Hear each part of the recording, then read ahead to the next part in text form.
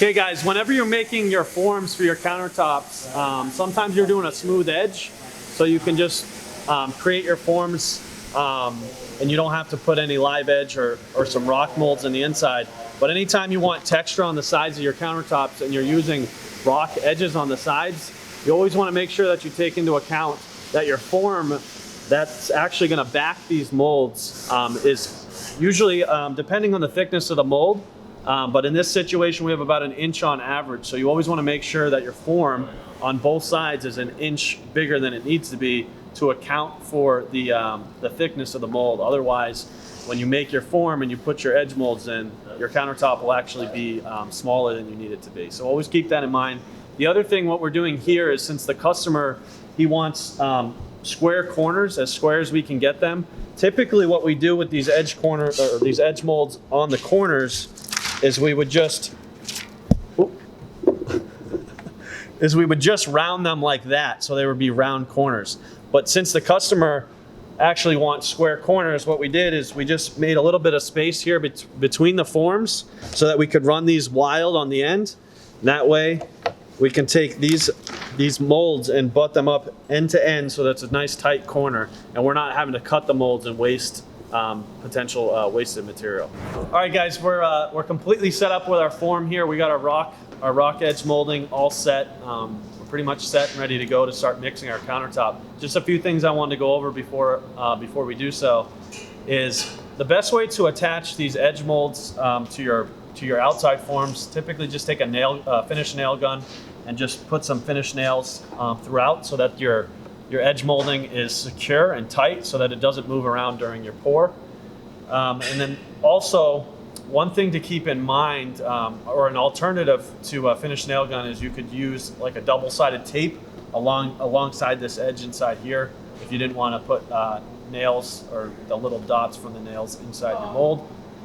But one thing that I wanted to talk about is kind of the size of the countertop that we're pouring.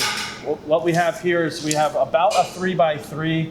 We have a 34-inch by 35.25, so roughly a 3x3.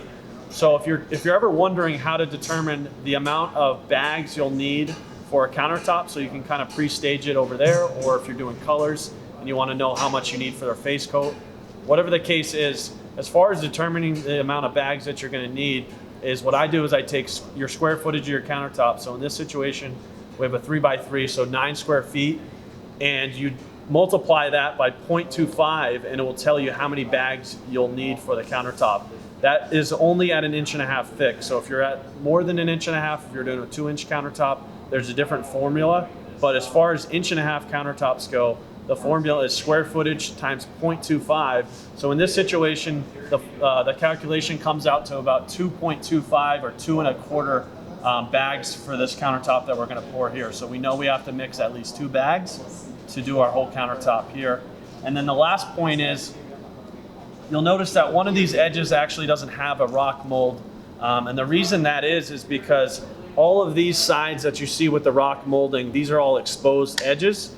This edge right here is actually going to go up against the kitchen, and it'll never be seen. So we don't want to put the rock mold there, or the rock edge. We're just going to do it completely smooth, so that when we butt it up against the edge of the kitchen, it sits up nice and tight.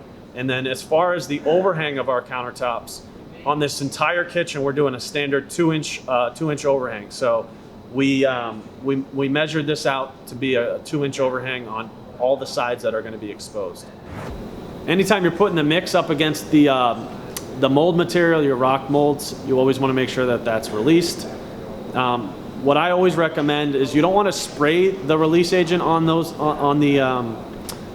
mold material, just because some of that residual can actually pool and come in contact with the melamine board. So I always just recommend taking a chip brush and putting the release on by brushing it on, so you don't have any residual drippage or anything like that that gets on the face of the melamine.